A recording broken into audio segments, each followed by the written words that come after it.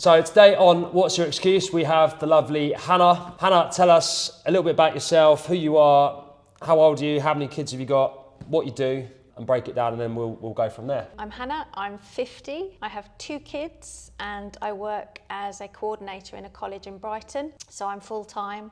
I also work for another firm, Carry On Crafting, which I do on a weekly basis as well, so busy. Pretty busy. And how many hours a week does that take up for you, just the 2 jobs combined? Well, over full-time hours, and every Thursday I do another 5 hours with the crafting stuff. So that's a lot. Yeah. And tell us about the students as well. Does that Oh, take, yeah, how much time does that students. take up? Again, there's lots of backwards and forwardsing, so I have to drop them off, I have to do their packed lunches, and then I pick them up, and then I have to walk my dogs, so I take them with me to walk the dogs, to chat and get them used to speaking English. Yeah, and then of course all the both kids do groups and things, so I'm dropping them here, there and everywhere as well in the evening. So that's quite a lot then. Yeah. So how many kids at a time would you have in the house, including the students? It could be 5 or 6. It's intense. Yeah, and cooking obviously for them all as Yeah. well. So yes, but I just kind of think 2, 3, 4. It really doesn't matter when you get. So 2's the same as 5? It really is, because I mean, of course you've got to bulk it out as far as what you're cooking, but you know, it's once you get into a routine, it's good. So for me, like obviously doing the protein side of things, I'll do like a big chicken curry or a big lasagna or spag bowl or something like that I can bulk out with, like rice or pasta. So there's that element that I can still eat, you know, as well. So yeah. Okay, so based off a Tuesday, what does a full Tuesday look like for you? I know you come to train, so talk us through what time you train, what happens after that, and then take us right through up until bedtime. Okay, so I'll do it on a student week as well. So I wake up around 5:20, get to the gym at 6. Or 5 past. 6 or 1 or 2 minutes past, and then do my warm-up and do all that, and then get back home and then take the students to their drop-off point and then go back. What time's that? So but anywhere between sort of 7:30 and 8, I have to drop them off, and then put my stuff together, go to work. On a Tuesday, I work a little less because my son has his therapist on a Tuesday.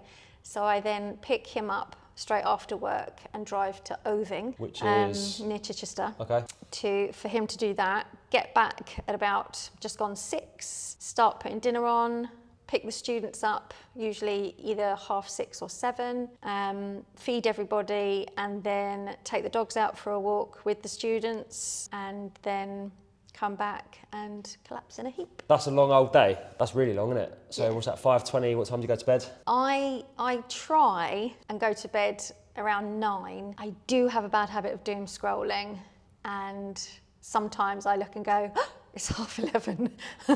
Go to sleep. It happens. Yeah, and then obviously, as you know, I like naps. So as and where I can, any You get a nap in. time You've got to, throughout I the think, week. for that length of time and for that amount of things going on, I think you have to. There's a lot. I think being a mum, you know, because it's those standard every week, and then you've got doctor's appointments, you've got dentist appointments that you've got to try and remember and book, and you've got bills that you're having to think about, you're having school bits and pieces, you know, it's dress up whatever day, and you know, so day, whatever, yeah, exactly. So there's that. I mean, now that my 2 are both at secondary, it's a lot easier in that my daughter is better at it, so she sort of does her own timetable, and because she's worried about missing out, she will let me know, which is a lot better. But my son is rubbish at that, so I'm having to try and keep on top of that as well. Yeah, so it's a lot to think about and go through, as well as trying to eat healthily, keep your water intake up. So recently, with blood tests and everything that I ChatGPT'd, it showed that I was dehydrated.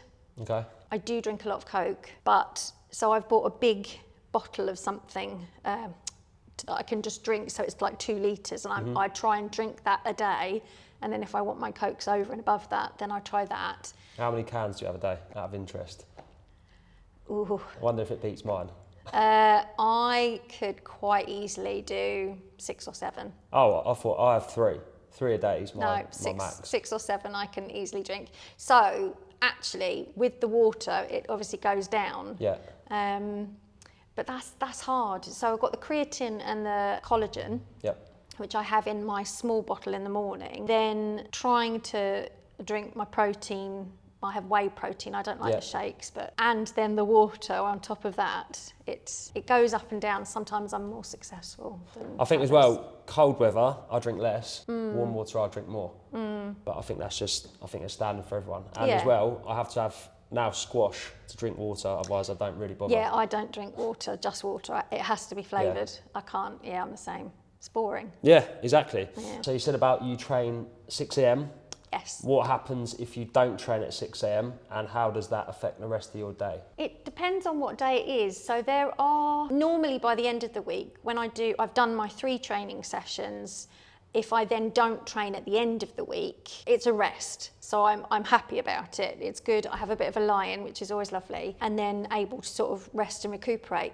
But if I have a gap between training, I get a bit antsy now, which is what I never would have thought I'd hear myself say. But my body needs it, and so I don't like it when it's too long between training sessions. Is that physically or mentally?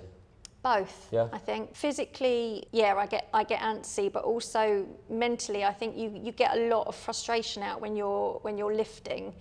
Yeah, and it just helps me generally, I feel like I've achieved something quite early on in the day. And yes, it's very busy, but I think when I go to bed at night, there's no guilt, there's no worrying.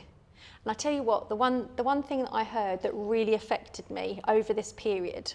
So I've been training with you guys now for over 2 years. Over 2 years now, yeah. And that is choose your hard. So yes, it's hard to get up at 6. There are times Kirsty and I, when we're coming here, we're like, I don't want to do this, But actually, it was also hard being fat and unfit, and it was hard to clothes shop. It was hard to sort of feel good about myself. So it is hard, whatever you choose. So choose your hard, and I've chosen this as my hard, which now I can shove a pair of jeans and a nice top on, and I feel good. Whereas I'd have to make more of an effort to dress up the fat. Yeah, I mean, I think like what you said there, like choose the hard. I think they also say, what's it? Hard life now, easy life later. So like, obviously, that getting older. Yeah. As you get older as well, if you choose easy now and did nothing, what does life look like 10, 15 years down the line? I think for me that's been an immediate effect as well. Like I said to you previously, I had a lot of aches and pains, and there was a lot of huffing and puffing, getting up and down and whatnot, that actually I thought, oh, well, it's just age. That's what happens. And actually it's not. I feel a lot more energised. I feel a lot more, there are obviously, don't get me wrong, there are days, like leg days and stuff, where you're just like, But even then, you're it's a joke in that, you feel bad, it hurts, but in a good way, like you've done something kind of way. Done something for you out of that 15 hours you're awake, whatever it is. Yeah. And you're constantly, as a mum, giving. That's your whole day is somebody else's life. You're organising and facilitating other people's lives and not your own. And I think there is that take back, that you need to have for yourself. When you originally signed up, it was on a 6-week challenge. Yes. And I think you wanted to lose fat. Yeah. And within the first couple of weeks, I think it was, you soon realised there was other things that you wanted to do. So tell us about kind of what the original thought or want was compared to where it is now, what it is now, and what that's now become. So the original thing was just to sign up for 6 weeks, lose as much weight as I possibly could, and set me on this road to change. And then a few weeks in, you kind of start thinking, actually, it really is a lifestyle. It's not something you can just do in bursts. It has to be fit in around your life. And then, as you said, the goals change. So you start with the weight loss, which, has been steady, but I think it's never a quick thing. It's taken me 2 years to get to this point. You know, it's not been fast, and I think you really have to, there has to be a certain mindset behind it where you keep going and you realise that the eating comes with it, the exercising, the walking, and all of those things like drinking water, and you have varying degrees of success throughout that time. But as long as you're constantly trying to do better, trying to be better as far as all of that, and then also in the gym lifting heavier or going lighter to do it properly and then moving back up to try and do heavier. So a lot of the times, whereas you know, I have made mistakes with how I'm standing or leaning or whatever it is, and I have to adjust, and when you adjust me, I'm then, I can't keep this and lift this weight. So, you know, it's all about learning about what your body can and can't do and working with that. So I think over the course of the 2 years, it's definitely changed for me, as it's not a weight thing. I've gained what I think is my weight for now. So it's more concentrating on the health and the fitness and the strength side of things as well. And I must say, it keeps me going. I saw some family a couple of weeks ago that I haven't seen in a couple of years, and they were just like, oh my God, you look 18 again. I don't, but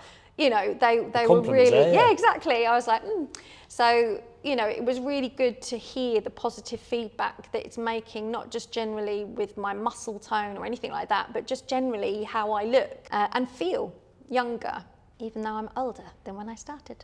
Obviously, you say as well, you're not always motivated to come in at 6 a.m. Yeah. So yeah, you said about like obviously your peaks and troughs of coming in, not wanting to always train at 6 a.m. in the morning. Like motivation's not always high. Talk to us about the consistency over the last 2 years. Like how many sessions have you missed? I don't think it's been many. No. And you've averaged at 3 sessions a week for 2 years. Yeah. Yeah. So what's that? So 45 times 3, 2 hours 15 a week for 2 years. Yeah. And that's what it takes. 2 hours a week. I don't think I could do any less than that. I think, you know, that's the minimum for me to get me feeling how I want to feel. And you're right, there are days where, I just don't want to get up. I just don't want to get up. And I think for me, I can't think too much about it. And this is where it helps that I come with my friend Kirsty, because I don't want to let her down. She doesn't want to let me down. And so there's no, you know, that little voice in your head that goes, just cancel, just cancel and lay in bed. I don't allow that voice any kind of purchase at all. I just get up and get here. And I think, well, I'll just turn up and do what I can. And then of course, once you're starting to wake up, you've done your warm up, you're feeling a bit more, you know, you've done with a few reps, you've done a set. Yeah. Then you're like, okay, well, I want to try this or I want to try that. Whereas before you're just like, oh. So, but as you know, there have been times where you've had to call us in from the car. We're just like, I don't want to move. Didn't Kirsty not wake up as well one time? Yes, yeah. Yes. You So I was a bit late. I came by myself, yeah. But yeah, I think in my mind, because there's no option. I don't give myself an option. This is now part of my life. It is, you know, as simple as eating. It's built in now into my day and into my week. And I find it weird, like when I go on holiday. I went on holiday, and for the very first time ever this year, I went to the gym in the holiday and I went for a run, because my body needed it, because I was away and obviously on a sunbed, which was lovely, but I also needed to keep that up. I think that part of me is not just physical, that part's mental. Like I don't want to let it go. I'm worried about letting it go. In case you slip off. Yeah, because it's such a slippery slope once you flick that switch. I don't want that to happen. So yeah, mentally I keep it going. What excuses were you telling yourself before you eventually did something about it? So obviously you've been here for 2 years, so you were 48. Yeah. Yeah. What were the excuses that you were repeating yourself for however long? Don't have time. To not do it. Don't have time. Don't have time is a key one. Yeah. You know, this is just how it is now. I'm 48. Surely just pack up, give up. You know, definitely that mentality of being older, getting older, and this is just how it is, and I have no time, and the kids drain me of all my energy, and blah blah blah, and it's not true. Oh well, it is in that the kids do drain you, but but I think when you take back, as I said, that time for yourself and you put that effort into yourself, actually, I feel better and I do better at other aspects in my life. I mean, for me, training early in the morning is the only way that I could do it, because at the end of the working day and after dropping, picking up and all the rest of it, there's absolutely no way. But I'm not a morning person. I'm not naturally, I do not like getting up. I love my lay-ins, as you know, and I love my naps. But it just works the way it is. I think a lot of the time I'm still half asleep until I get here. So I'm not really aware. I've noticed, do you know what I mean? But yeah, so yeah, it's just a part of my life now. So what was the final straw for reaching out? What was the point where you thought, actually, no, I need to do something now? I just think looking at pictures of myself, and Kirsty had seen your, I don't know whether it was on Insta or Facebook or something. She'd seen some posts and had been in contact. And then she mentioned to me, and I was like, yeah, because I've always enjoyed exercising. When I was younger, I used to do a lot of running and going to the gym. But this is so very different from what I'm used to doing. Not just obviously the running side of things, but you know, walking around a gym, not really knowing what you're doing. I'd never would have got into weight training at all. You know, and bouncing off of each other, we were just like, come on, let's just go for it. And then the 6 weeks, and it's very addictive. It's very addictive, I find. But I like the fact that I feel like I've had a workout. Like I could walk out of a normal gym, having gone in, done some running, done a few exercises where the weights aren't so heavy, but I've done lots of more reps. You know, I had definitely had that 80s mentality of beasting yourself and not eating. Yeah. Whereas this is a totally different way of training. And the fact that you've got people here that are adjusting you, making sure that you're doing it correctly, and are forcing you to lift heavier when they see that you're doing it easily, I think I walk out of here absolutely shattered. Whereas I could skip out of the gym sometimes where I've gone previously because I've just gone, oh, this is a bit hard, I won't do that. You know, whereas I can't do that here. Well, I could, but I'd get shouted at. But you can't hike, you know? No. So one more question. What would you say to someone listening who has the excuses that you've had previously, thinking like, that's me, but I can't do it? What would you say to that person? I think that I would say, I know it sounds cliched, but to give it a go. It's a very different way of training, I found, because of the support that you get in doing the training. I also think the one thing I like about this place as well is that they're normal people. You've not got a bunch of teenagers, and there's no diss to the teenagers, but scantily clad, taking pictures in front of mirror. You know, they're just normal people that are working but also want to get fit. And I think it's putting those excuses behind you and choose your hard. That's what I would say. Choose your hard, because it is hard being unfit. It's hard on you, it's hard on your family. You know, it's and as you say, later on in life, it also gets harder. So I think, yeah, choose your hard.